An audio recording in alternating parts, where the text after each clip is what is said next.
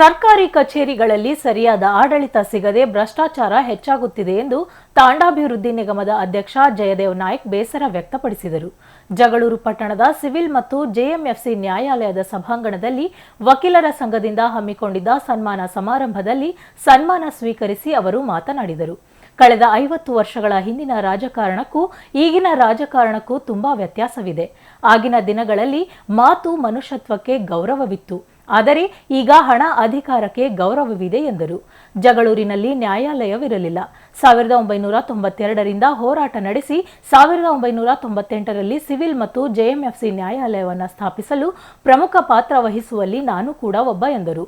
ಸರ್ಕಾರ ನನ್ನನ್ನು ಗುರುತಿಸಿ ನಿಗಮಕ್ಕೆ ಅಧ್ಯಕ್ಷರನ್ನಾಗಿ ಮಾಡಿದೆ. ಈಗ ಮುಂದಿನ ಸವಾಲುಗಳನ್ನು ಸ್ವೀಕರಿಸಿ ಬಂಜಾರ ಸಮುದಾಯದ ಅಭಿವೃದ್ಧಿಗೆ ಪ್ರಾಮಾಣಿಕ ಪ್ರಯತ್ನ ಮಾಡುತ್ತೇನೆ. ಸರ್ಕಾರದ ಯೋಜನೆಗಳನ್ನು ಬಡವರಿಗೆ ತಲುಪಿಸುವ ಕೆಲಸ ಮಾಡುತ್ತೇನೆ ಎಂದರು.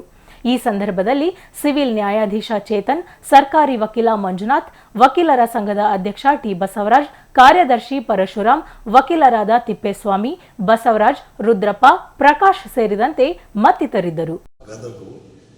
ಅಲ್ಲಿ ನಮ್ಮದೊಂದು ಬಹದ್ದೂರುಗೊಂಡ ಎಲ್ಲ ಅಲ್ಲಿ ಹೋಗಿ ಅಲ್ಲಿ ಜನಗಳ ಕಷ್ಟ ಸುಖಗಳನ್ನು ವಿಚಾರಿಸಿ, ಬಿಜಾಪುರದಲ್ಲಿ ಜಿಲ್ಲಾಧಿಕಾರಿಯವರ ಕಚೇರಿಯಲ್ಲಿ ಎಲ್ಲ ಅಧಿಕಾರಿಗಳನ್ನು ಒಟ್ಟಿಗೆ ಸೇರಿಸಿ ಜನಗಳ ಕೆಲಸವನ್ನು ಮಾಡಲಿಕ್ಕೆ ಅವರಿಗೆ ಮನವಿ ಮಾಡಿಕೊಂಡು ಇಲ್ಲಿ ಬಂದೆ. ನಾವು ಭಾಳ ಕಷ್ಟಪಟ್ಟು, ಕಾರಣ ನಮಗೆ ಭಾಳ ಆತ್ಮೀಯರು ನಮ್ಮ ಎನ್ ವೈ ಸಾಹೇಬರು, ಭಾಳ ಅಂದರೆ ಭಾಳ.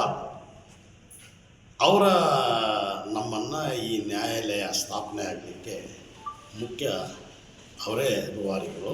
ಅವರಿಗೆ ನಾನು ಈ ಸಂದರ್ಭದಲ್ಲಿ ನಮ್ಮ ಎಲ್ಲರ ಪರವಾಗಿ ಅಭಿನಂದನೆಯನ್ನು